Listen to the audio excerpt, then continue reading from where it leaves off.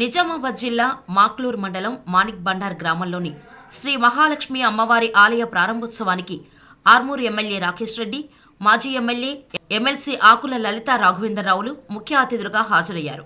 అనంతరం అమ్మవారిని దర్శించుకొని ప్రత్యేక పూజా కార్యక్రమాల్లో వారు పాల్గొన్నారు. గ్రామస్తులతో కలిసి అమ్మవారిని దర్శించుకోవడం ఎంతో ఆనందదాయకంగా ఉందని వారు తెలిపారు. అంగరంగ వైభవంగా జరిగిన ఈ ఆలయ ప్రారంభోత్సవంలో భక్తులు పెద్ద ఎత్తున పాల్గొని అమ్మవారిని దర్శించుకున్నారు. భక్తులకు ఇబ్బందులు తలెత్తకుండా ఆలయ కమిటీ సభ్యులు పలు సౌకర్యాలు కల్పించారు.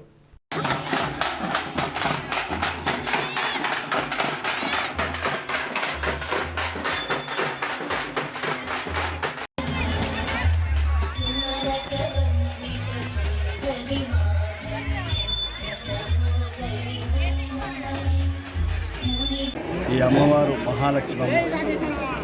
ఈ మందిరం భారీ ఎత్తున బ్రహ్మాండంగా అందరూ హిందువులందరూ ఆనందపడేలా నిర్మించిన ఈ నిర్వాహకుల కమిటీకి, నిర్మాణ దాతలకు, దీనికి సహాయపడ్డ ప్రతి ఒక్కరికి, ఈ గుడికి రాళ్ళెత్తిన, ఇటుకలెత్తిన, సిమెంటు మోసిన కూలీలందరికీ నా యొక్క మనస్ఫూర్తిగా నమస్కారం తెలుపుతూ, ఇక ఇప్పుడు మిగిలింది మహాలక్ష్మి ఉండాలా, గుళ్ళు ఉండాలనేది ఈ దేశంలో ఉన్న హిందువులు నిర్ణయించుకోవాలా.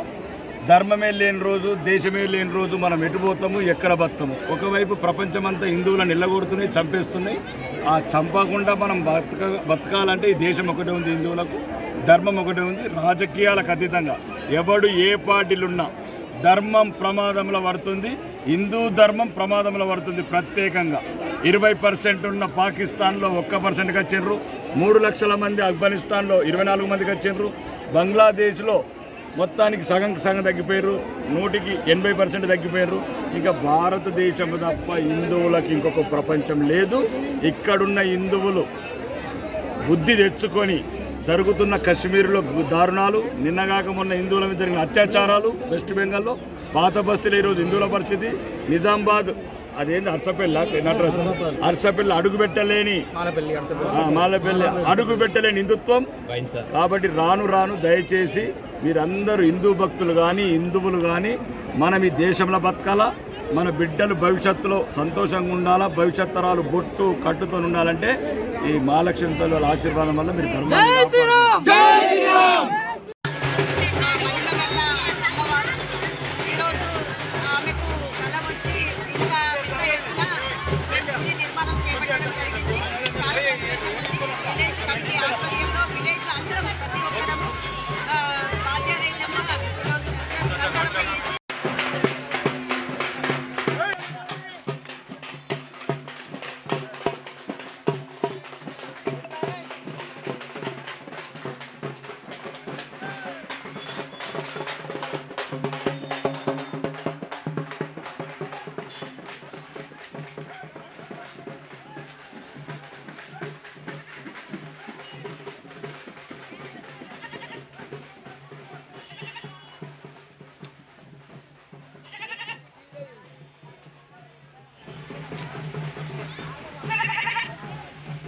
మేడం నువ్వు గీత షేర్ చేస్తా